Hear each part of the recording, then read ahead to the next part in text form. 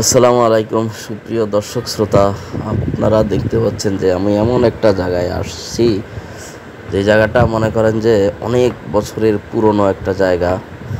দেখেন যেখানে টিনগুলা দেখেন কতটা পুরনো, একেবারে ভঙ্গুর অবস্থায় পড়ে আছে। এখানে হয়তো বা এখন কোনো মানুষ যায় না, হ্যাঁ গেলেও মানুষ বেশিক্ষণ এখানে থাকে না। চারিদিকে একটা স্তব্ধ নীরবতা। এত নীরবতার মাঝে কেউ গেলে তার লোম অবশ্যই শিহরে উঠবে। হ্যাঁ, আপনাদেরকেও বলছি যে ভিডিওটা বেশি বেশি শেয়ার করে দেবেন। এমন একটি প্রত্নতত্ত্ব এবং এমন একটি ভয়ঙ্কর একটা জায়গা যেটা দেখলে আসলে মানুষ সচেতন হবে।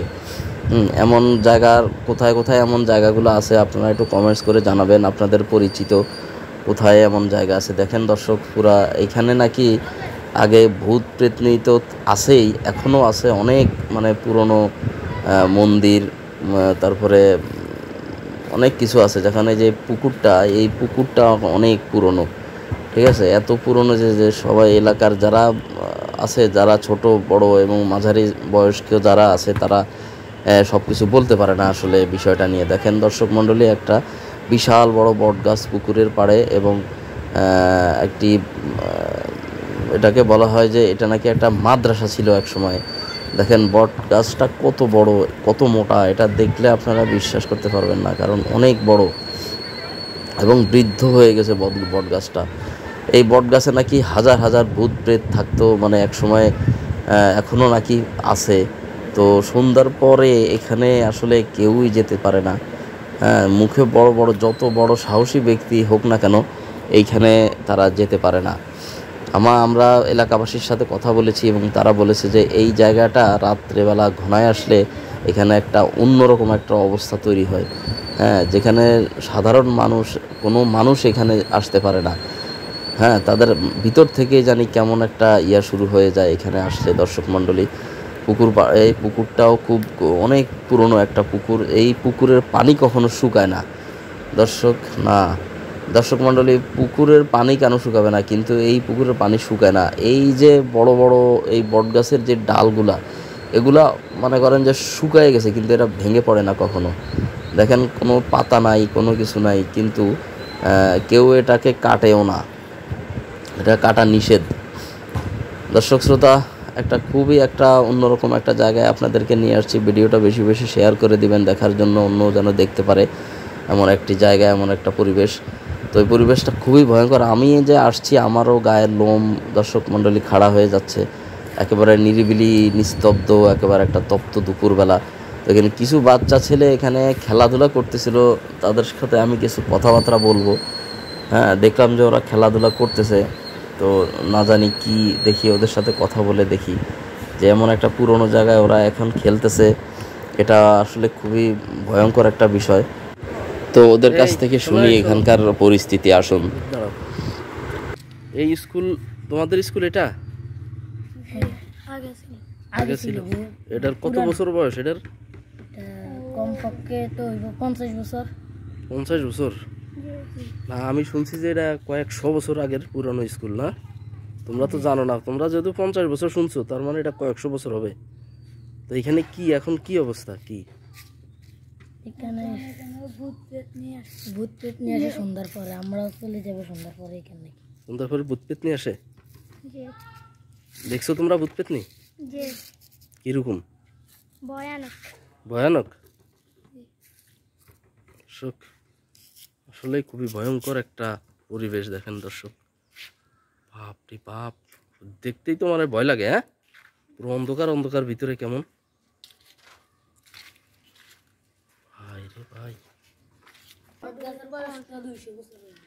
প্রায় 200 বছর হইব না? এখানেও ভূত পেতনি থাকে? এখানেও ভূত পেতনি থাকে না? এখন মোটামুটি খেলে। এইখানে কি আগে কি, এই স্কুলটা কত বছর আগের স্কুল? ওটা যে স্কুল, এটা হলো মাদ্রাসা ছিল। মাদ্রাসা ছিল এটা? কত বছর হয়েছে এটার বয়স? তো অনেক বছর হবে, প্রায় 40-50 বছর হবে। আমি শুনছি কয়েকশো বছর আগের, পুরনো একদম। আগে ছিল তো আপনার এরকম ছিল, আর তো আমার জানা মতে এখন এখানে কি ভূত পেতনি থাকে নাকি? উত্তর তো আগে ছিল, এখন নাই। এখন নাই, আগে ছিল, আপনি জানেন না? আগে ছিল। কেমন কি হইতো তখন? তো বলতে কি মানুষের ভয় পাইতে দেখতো। এখানে একটা ইয়ে ছিল, ওই বট গাছ। হ্যাঁ। বট গাছটা এখন নাই, কাটি ফেলছে।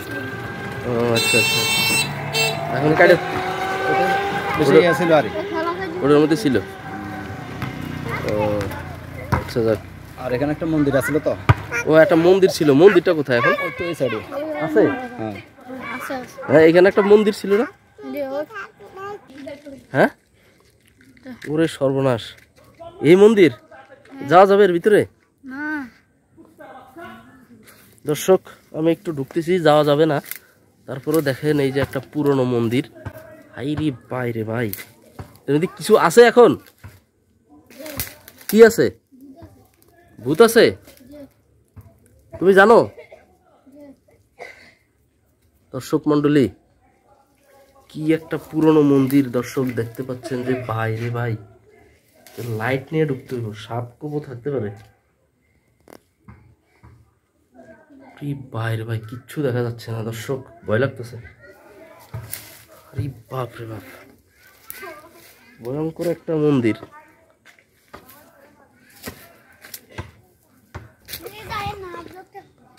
আবজব থাকুক, কিন্তু দেখাইতে হবে আমার। দর্শক ভয়ঙ্কর একটা মারাত্মক একটা মন্দির, কিন্তু কে কারা ছিল এখানে বোঝা বড় মুশকিল।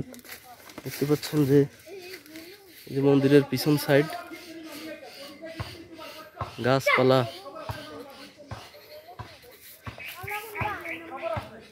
এরা আবার ওই যে রস চুরি করে না এখানে খাইছে।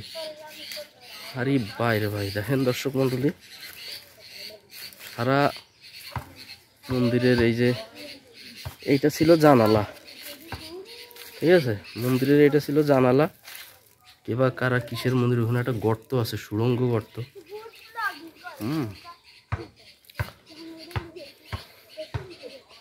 এটা ছিল জানালা।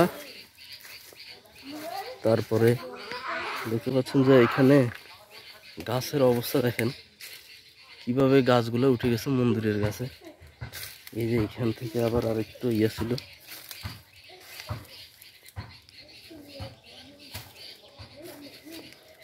এখানে একেবারে একটা অন্য লেভেলের একটা ব্যাপার স্যাপার, পুরা মন্দিরটা একেবারে গাছে খেয়ে ফেলছে আর কি, ঠিক আছে। কার জায়গা কেউ ভাঙেও না, ভয়ে ভাঙে না সম্ভবত।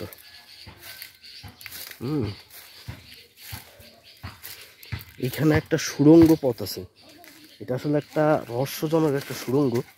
আপনারা দেখতে পাচ্ছেন যে এইখান থেকে কি হয়তো জানি না। হ্যাঁ, এই যে এখানে একটা সুড়ঙ্গ, এই সুড়ঙ্গ কোথায় গেছে কি কিছু বোঝার উপায় নাই। এই যে মন্দির সংলগ্ন এই সুড়ঙ্গটা।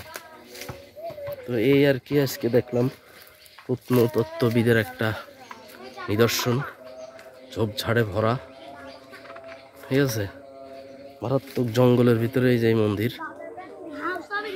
ভাই রে ভাই, জি আমরা এই যে মাদ্রাসা দেখলাম, এটা মাদ্রাসা না, অনেক পুরনো একটা মাদ্রাসা।